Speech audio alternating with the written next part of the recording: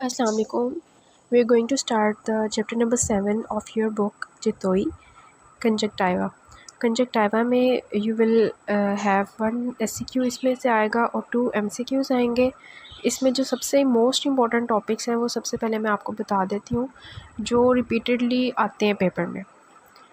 इसमें आ जाता है ट्रेकोमा, इसके अलावा वर्नल केराटोकंजक्टिवाइटिस, ऑफ्थेल्मिया न्यूनेट्रम और गोनोकोकल इन्फेक्शन। ठीक है, ये 4 टॉपिक्स आपने मस्ट इसमें से करने हैं, वर्ड टू वर्ड करने हैं। तो हम इसकी स्टार्ट करते हैं। एनाटमी एंड फिजियोलॉजी, जिसमें आपके MCQs के लिए इंपॉर्टेंट है।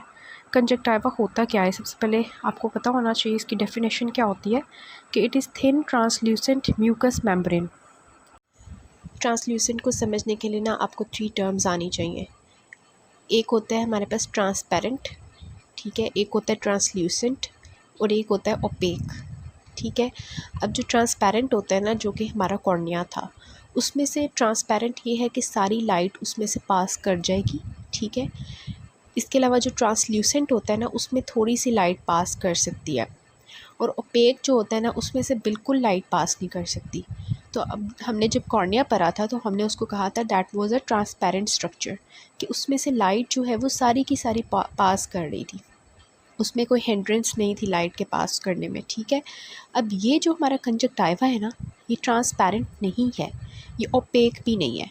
ये क्या है, ये ट्रांसल्यूसेंट है, मतलब इसमें से कुछ लाइट पास करेगी और कुछ लाइट पास नहीं करेगी। ठीक है, ये इसका पता होना चाहिए आपको।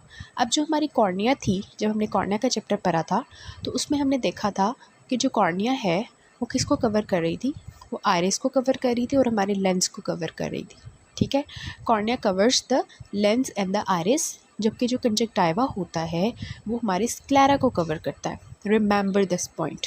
ठीक है, अब कॉर्निया तो ट्रांसपेरेंट था, अब यहाँ पे ये जो है ये ट्रांसल्यूसेंट है और स्क्लेरा को कवर कर रहा है, इसमें से थोड़ी बहुत लाइट पास करती है, बिल्कुल ये ओपेक स्ट्रक्चर नहीं होता। So it is thin translucent membrane, बहुत ही पतली सी ट्रांसल्यूसेंट सी मेम्ब्रेन होती है। That covers the under surface of the eyelids, जो आईलेट्स होते हैं उनकी अंडर सरफेस को ये कवर करती है। हमारी आईलेट्स का जब हमने चैप्टर पढ़ा था तो आपको पता होना चाहिए कि आईलेट्स क्या होते हैं, उनको अंदर से ये कवर करती है कंजक्टिवा, और इसके अलावा वहाँ से रिफ्लेक्ट होके आ जाती है, reflected over the anterior part of the eyeball up to the limbus. ठीक है, वहाँ से ये आ जाएगी कहाँ पे, जो हमारा आई बॉल है, आईलिड्स को नीचे से कवर करके आई बॉल के आगे आ जाएगी, और आई बॉल को आगे से कवर करके लिम्बस तक कवर करेगी। लिम्बस से फर्दर नहीं कवर करेगी, क्योंकि लिम्बस से फर्दर हमारा कॉर्निया जो है वो कवर कर रहा है आइरिस को और हमारी जो लेंस है उसको। ठीक है, तो लिम्बस तक ये कवर करता है। कहाँ से स्टार्ट होता है, आईलिड्स के नीचे से। ठीक है, और वहाँ से जाता है कहाँ पे, रिफ्लेक्ट होके आ जाता है हमारे आई बॉल के सामने, और लिम्बस तक जो है इसकी बाउंड्री होती है, वहाँ तक इसने कवर करना होता है, फर्दर हमारा कॉर्निया होता है। ठीक है, सो ये डेफिनेशन आपको आनी चाहिए। फिर इसके ना 2 पार्ट्स होते हैं, कंजक्टिवा के 2 पार्ट्स होते हैं। एक कंजक्टिवा नहीं होता, ये पल्पेब्रल होता है और दूसरा बल्बर होता है। अब जो पल्पेब्रल कंजक्टिवा होता है वो क्या होता है, ठीक है, पल्पेब्रल क्या होगा। अब हमने इसकी डेफिनेशन में ना 2 पार्ट्स पढ़े हैं। एक पार्ट वो था जो कि हमारे आईलेट को नीचे से कवर कर रहा था, और दूसरा पार्ट इसका वो है जो हमारे आई बॉल के सामने आया हुआ है। ठीक है, अब जो पार्ट वो वाला होगा जो हमारे आईलेट को अंदर से कवर करेगा, उसको हम कहते हैं that is the palpebral conjunctiva. ठीक है, आईलेट्स को जो कवर करेगा अंदर से उसको हम पल्पेब्रल कहेंगे, और सिंपली जो हमारा दूसरा वाला है जो कि आई बॉल के सामने आ गया था, लिम्बस तक उसने कवर किया था, वो वाला पार्ट जो होगा वो बल्बर कंजक्टिवा का होगा।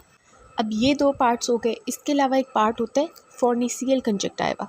ठीक है, फॉर्निसियल कंजक्टिवा कोई जो है ना मुश्किल चीज़ नहीं है, जहाँ पे हमारा पल्पेब्रल और जो हमारा बल्बर कंजक्टिवा मिलता है ना, उस पॉइंट को हम कहते हैं दैट इज़ द फॉर्निसियल कंजक्टिवा।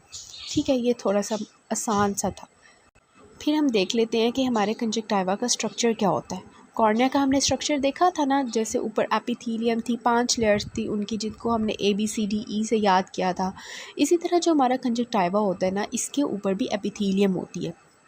ठीक है, लेकिन जो कॉर्निया की एपिथेलियम थी वो थी हमारी स्ट्रैटिफाइड स्क्वेमस। ठीक है, स्ट्रैटिफाइड थी। स्ट्रेटिफाइड का आपको पता है ना कि जिसमें मल्टीपल लेयर्स होती हैं सेल्स की, उसको हम स्ट्रेटिफाइड कहते हैं। लेकिन यहाँ पे जो कंजक्टिवा है ना, उसकी सिंगल लेयर है, ठीक है। ये स्क्वेमस एपिथेलियम है और नॉन केराटिनाइज्ड ये उसी तरह है, लेकिन ये स्ट्रेटिफाइड नहीं होती, ये याद रखना है, ठीक है। डिफरेंस आपको याद होना चाहिए। कॉर्निया की जो थी वो क्या थी, स्ट्रेटिफाइड स्क्वेमस थी। ये वाली क्या है, ये सिंपल स्क्वेमस है, ठीक है। अब कॉर्निया की तो 5 लेयर्स थी, लेकिन यहाँ पे आपने याद रखना है इसकी 2 लेयर्स होती हैं, ठीक है। एक इसकी एपिथेलियम होती है कंजक्टिवा की, और एक क्या होती है, स्ट्रोमा होता है। स्ट्रोमा इसका भी होता है, जैसे कॉर्निया का था वैसे इसका भी स्ट्रोमा है। उसी तरह जो है इसका भी स्ट्रोमा होगा और एपिथेलियम होगी। सिंपल इसका हमारे पास स्ट्रक्चर आ जाता है। अब जो इसका स्ट्रोमा होता है ना, उसमें ना 2 पार्ट्स होते हैं। एक इसकी होती है एडिनॉइड लेयर और दूसरी इसकी होती है फाइब्रोवास्कुलर लेयर। अब एडिनॉइड लेयर क्या होती है, एडिनॉइड लेयर में क्या होते हैं, दरअसल याद रखना है आपने कि इसमें होते हैं हमारे लिम्फोइड्स, लिम्फोसाइट्स होते हैं, ठीक है। इसके अलावा इसमें मास्ट सेल्स होते हैं, मैक्रोफेजेस होते हैं। क्यों रखे हुए हैं इसने क्यों अपने पास ही लिम्फोसाइट्स वगैरह रखे हुए हैं कि अगर कोई आ जाए बाहर से कोई भी अटैक करने के लिए तो हम उससे लड़ सकें, ठीक है। तो इस लेयर में क्या होता है, स्ट्रोमा की जो एडिनॉइड लेयर होती है इसमें होते हैं लिम्फोसाइट्स, मास्ट सेल्स, ठीक है। और इसके अलावा कुछ सेल्स होते हैं, मैक्रोफेजेस वगैरह पड़े होते हैं। इसलिए हम इसको दूसरा नाम देते हैं लिम्फॉइड लेयर। दूसरी जो इसकी लेयर होती है वो होती है इसकी फाइब्रोवास्कुलर लेयर। अब इसके नाम से आपको पता चल रहा है कि इसमें फाइब्रोसाइट्स होंगे, मतलब कि इसमें थोड़ी सी कनेक्टिव टिश्यू हो जाएगा। और दूसरा वास्कुलर से आपको समझ आ रही है कि इसमें ब्लड वेसल्स होंगी, ठीक है। सो सिंपल इज़ दैट, ठीक है। अब कॉर्निया की 5 लेयर्स थी, लिम्बस पे आके कॉर्निया ख़त्म हो गया, लिम्बस से स्टार्ट हो गया हमारा कंजक्टिवा और उसकी सिर्फ 2 लेयर्स हैं, एपिथेलियम है, स्ट्रोमा है और वो थिन है। नेक्स्ट स्ट्रक्चर के बाद हम डिस्कस करते हैं कि कंजक्टिवा के ग्लैंड्स कौन से होते हैं।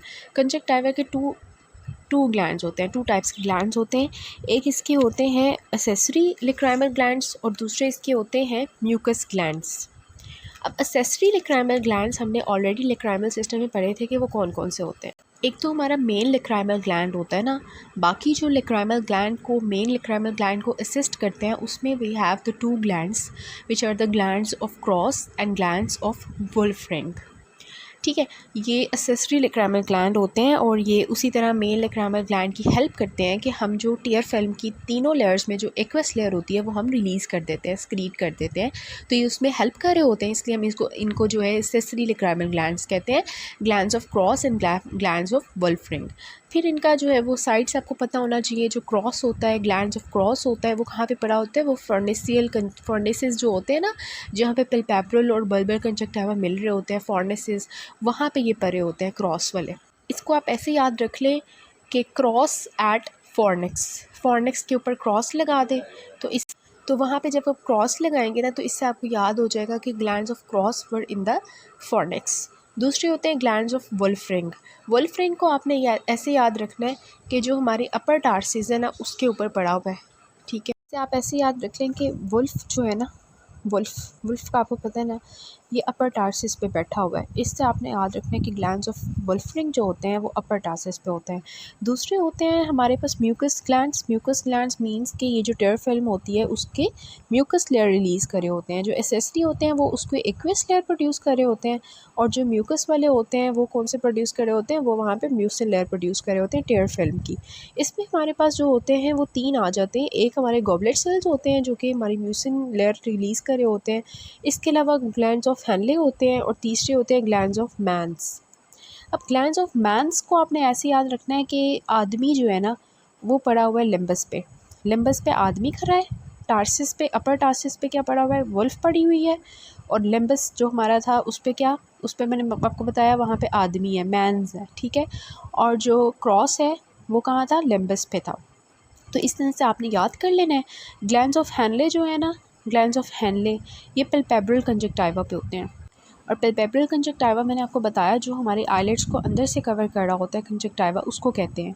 तो ये जो पल्पेब्रल कंजक्टिवा को कवर कर रहा होता है ना, इसको हम कहते हैं ग्लैंड्स ऑफ हैनले। नेक्स्ट हम देख लेते हैं इसकी लिम्फैटिक्स इसलिए इसकी इंपॉर्टेंट होती हैं याद करनी कि कंजक्टिवा को लिम्फैटिक सप्लाई कैसे मिलता है, कौन से नोड्स होते हैं जो ड्रेन करते हैं सारा लिम्फ जो होता है कंजक्टिवा का, ठीक है। तो इसमें ना 2 हमारे लिम्फ नोड्स इन्वॉल्व होते हैं। एक होते हैं हमारे प्री प्री ऑरिक्यूलर और दूसरे होते हैं सब मैंडिबुलर। प्री ऑरिक्यूलर से आपको पता चल रहा है कि ये हमारे जो कान होता है ना, उसके आगे वाले जो लिम्फ नोड्स होते हैं ना, उनको हम प्री ऑरिक्यूलर कहते हैं। और दूसरे जो होते हैं वो होते हैं सब मैंडिबुलर। सब मैंडिबुलर कहाँ होते हैं? हमारे मैंडिबल के नीचे होते हैं। देखिए, अब जो कान के पास वाले हैं ना, वो हमारे लेटरल कंजक्टिवा के पास है, तो इसलिए जो प्री ऑरिक्यूलर होंगे वो लेटरल कंजक्टिवा को ड्रेन करेंगे। और जो हमारे सब मैंडिबुलर हैं, क्योंकि वो हमारे मीडियल कंजक्टिवा के पास होते हैं, इस वजह से वो ड्रेन करते हैं हमारे मीडियल कंजक्टिवा को। तो इस तरह से आपने इसके लिम्फेटिक्स याद रखने हैं। लिम्फेटिक सप्लाई इसलिए ज़रूरी होता है, मैं आपको शुरू में ही बता देती हूँ कि जो हमारा वायरल कंजक्टिवाइटिस होता है ना, जिसमें वायरस की वजह से इन्फ्लेमेशन होती है हमारे कंजक्टिवा की, उसमें हमारे ये जो लिम्फ नोड्स होते हैं ना, ये स्वेल कर जाते हैं। तो टिपिकली हम डायग्नोज करते हैं वायरल कंजक्टिवाइटिस को by looking at these nodes. ठीक है, ये जो प्री ऑरिक्यूलर और सब मैंडिबुलर नोड्स होते हैं, ये in case of viral conjunctivitis enlarge कर जाते हैं। So that's how diagnosis is important. Next very important thing कि क्लासिफिकेशन ऑफ कंजक्टिवाइटिस क्या होता है। कंजक्टिवाइटिस क्या है? अब हमने जो है सारा जो है ये देख लिया कंजक्टिवा का स्ट्रक्चर वगैरह, और हमने उसकी जो है वो लेयर्स देख ली। होता क्या है कंजक्टिवा होता क्या है, उसका स्ट्रक्चर क्या होता है, उसका लिम्फेटिक सप्लाई, उसके ग्लैंड्स, सारे ड्रेनेज हमने देख ली। अब हम देखते हैं कि कंजक्टिवाइटिस क्या होता है। कंजक्टिवाइटिस होता है, itis means inflammation of conjunctiva. ठीक है, तो आइटिस मीन्स इन्फ्लेमेशन और conjunctivitis means that is it is the inflammation of conjunctiva. अब क्लासिफिकेशन ऑफ कंजक्टिवाइटिस क्या होती है, इसको हम करते हैं 3 तरह से क्लासिफाई करते हैं। एक होता है on the basis of aetiology, दूसरा होता है on the basis of discharge, और तीसरा होता है on the basis of conjunctival reaction. सबसे पहले है कि कॉज की बेस में हम कंजक्टिवाइटिस को जो है वो किस तरह से क्लासिफाई करते हैं कि कंजक्टिवाइटिस इन्फ्लेमेशन ऑफ कंजक्टिवा कौन सा कॉज होगा जिसकी वजह से ये हो जाता है। इसके 2 कॉजेज़ होते हैं, एक होता है माइक्रोबियल कॉज और एक होता है non microbial cause. Microbial cause के कंजक्टिवाइटिस जो होता है वो इस वजह से हो रहा है कि कोई माइक्रोब इन्वॉल्व है, फॉर एग्ज़ाम्पल बैक्टीरिया इन्वॉल्व है, वायरस इन्वॉल्व है, या फंगस इन्वॉल्व है, या क्लेमेडिया इन्वॉल्व है, तो उसकी बेसिस पे हम इसको क्लासिफाई करते हैं बैक्टीरियल, वायरल, क्लेमेडियल और हमारा फंगल।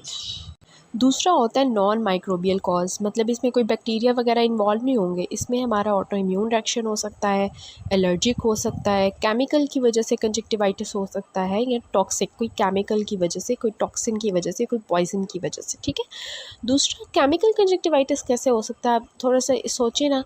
तो केमिकल कंजक्टिवाइटिस में वी हैव आर मेकअप के जो चीज़ें होती है ना, उसकी वजह से भी हो जाता है। केमिकल की वजह से ना कंजक्टिवाइटिस मतलब अगर एक्सपायर्ड कोई केमिकल यूज़ कर रहे हैं या इस तरह से ना एक्सपायर्ड मेकअप वगैरह,